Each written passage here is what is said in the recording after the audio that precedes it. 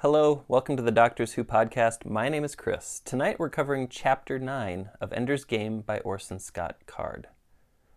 We check in on Valentine and Peter, Ender's brother and sister back on Earth. They're up to some shenanigans, crazy shenanigans, when Valentine is visited by Graff, who pleads with her to write Ender a letter to help him regain some of his motivation. Meanwhile, Ender receives the letter, and when he does, he immediately understands that Battle School put his sister up to it. We're going to talk about this and a lot more coming up next.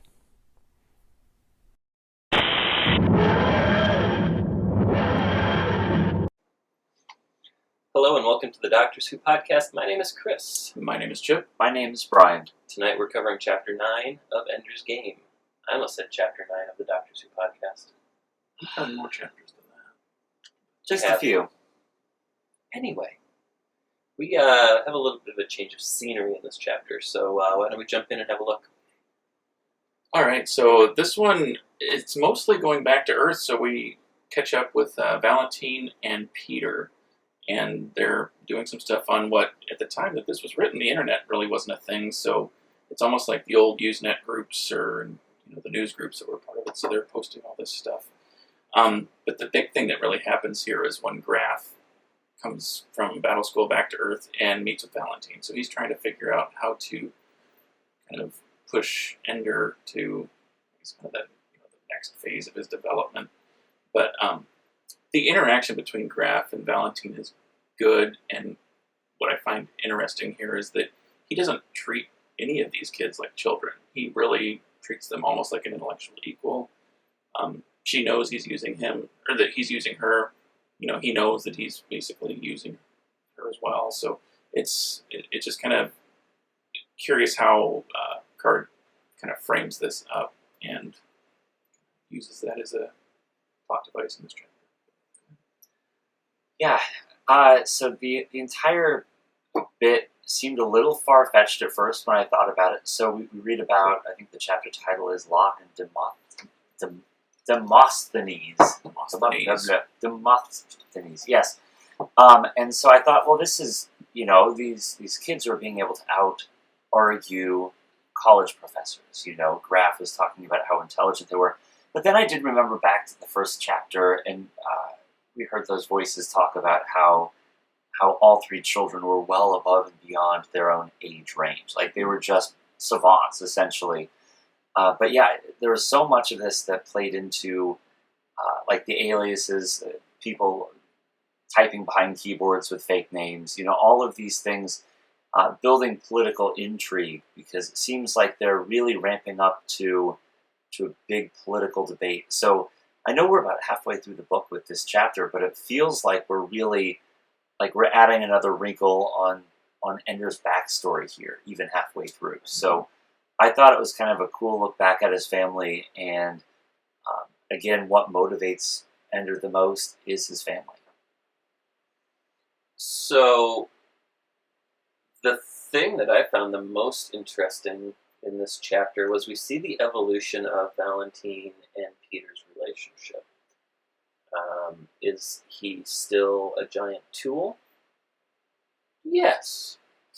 But I thought it was interesting that that their parents decided to move to North Carolina, I think, out into the middle of nowhere to give Peter access to nature because they thought that might help. And it seemed to everyone except Valentine that it was helping because, he would just pack a sandwich and he'd be gone into the woods for the day, and he was happy, and Valentine knows that he would trap squirrels and skin them alive and watch them die, and think it's like classic serial killer stuff, really, because so many of them started on animals like that before moving to humans. Anyway, I don't know if the book is going there, but that's just my observation. But you see them, Peter and Valentine, interact, and you see that Valentine doesn't necessarily trust Peter, but they are working together. They have a bond that they didn't have 3 years ago now? Mm-hmm. Yeah. Because this is about the point where Ender's 9 and he went when he was 6. So they have a bond and a relationship that they didn't have back then. And it's interesting to come back to it 3 years later and see all of that. Mm-hmm. The political postings and things like that is very interesting. I think, Brian, to your point, all three of these kids being insanely smart, and Peter being able to see what's going on with like the troop movements on Earth is interesting stuff that does add another subplot halfway through the book.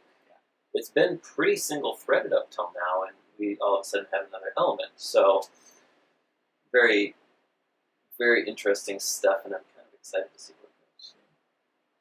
Yeah, because that kind of brings up the whole idea of the buggers, and I think it was Dink that in an earlier chapter talked about, well, are the games even, what are they training us for? Is the bugger threat even real?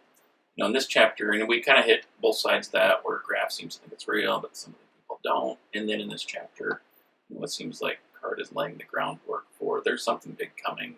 There's troop movements happening on Earth. Peter's picking up on this, so what is going to happen? I don't know if it happens in this book. I know there's like 4 other books in the series. Do we know that's the year this takes place in? Does he ever say? I don't think he I don't did. think he ever did. But it's interesting to me that we still have the Americas and the Warsaw Pact. Mm-hmm. So A product was, of the 70s this was and early 80s. Soviet Union Yeah. era. Yeah. You think Nikolai Volkov was Maybe. Yeah, probably. in the Iron Sheik? Definitely. Yeah. So what I thought was interesting about this chapter too was this is the first time we're actually getting a real look at. Up until now, we've been talking about an external threat of the buggers, but now we're talking about politics here on Earth and people disagreeing with each other. So is this maybe is the first glimpse of destruction from within? So it's kind of a dark look at that this book is not heading in a positive way very quickly, is it? So It's a pylon. feels like it's building to something. Yeah, and it's one of those, it's question who's really the enemy? Who's really the bad guy here? We don't know anything about the buggers other than what we've been told, but now we see all this other stuff happening.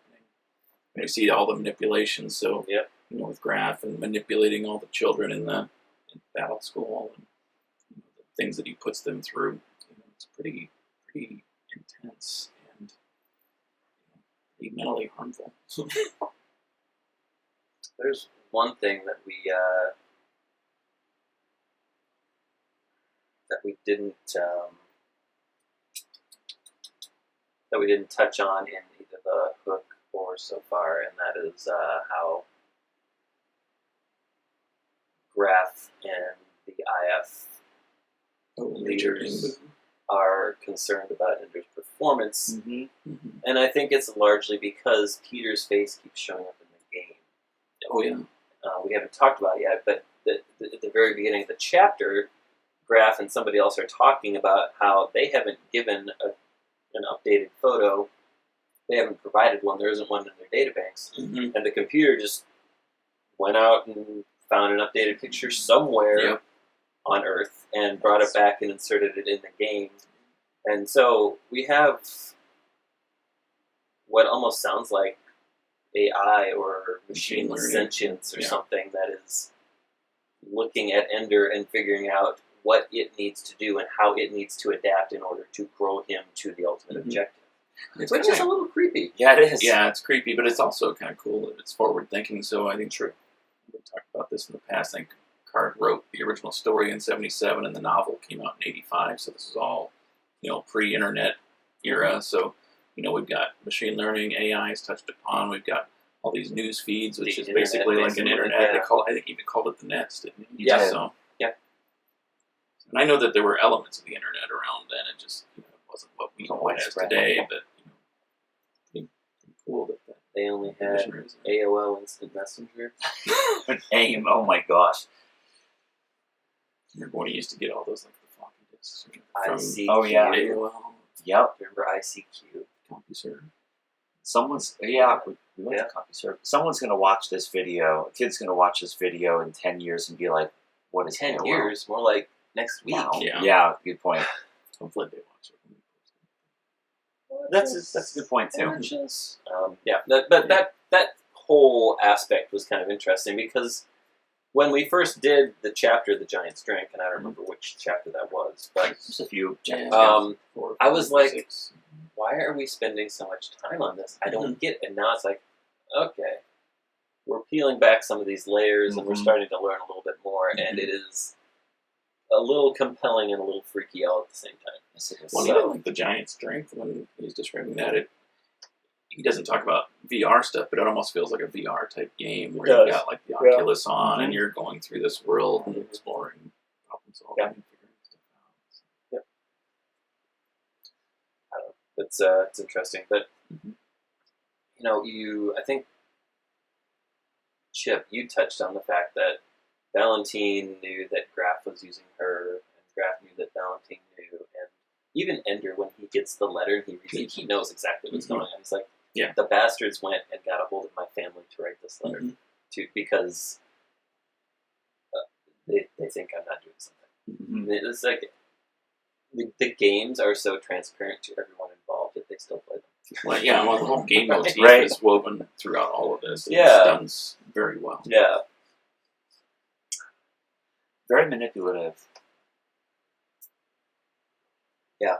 Because when he meets with her, he makes no excuses. He doesn't come out and say he's trying to deceive her, but he doesn't. He's not trying to deceive her. He's basically coming out straight, saying, "Hey, we've got some things that I think you can help influence Ender with. This is what we need you to do." Gets her to write the letter. And, he gets the letter, and the first thing he does after reading it and realizing what it was is he goes right back into the game. And the thing that has been hanging him up, that's seeing Peter in the mirror, this time the snake turns into Valentine, and, I think they break the mirror or something. They walk away, they walk through it together. And then they enter the next phase, or he enters the next phase of the game, and he's been stuck at this one place for years. We've got a 3-year jump here, so... he's been there for 3 years. And what does it mean when he breaks through the glass and all he sees are he sees people clapping, but then he doesn't realize that they're all pictures of him. Peter, right? No, they're him, aren't they? Or maybe they're Peter. I thought it was Peter, but I don't remember because there's some symbolism there. There's a lot going on. Pick up. Yeah. It's interesting. Yes, it is. So, next week, we're going to jump into Chapter 10. That chapter is entitled Dragon.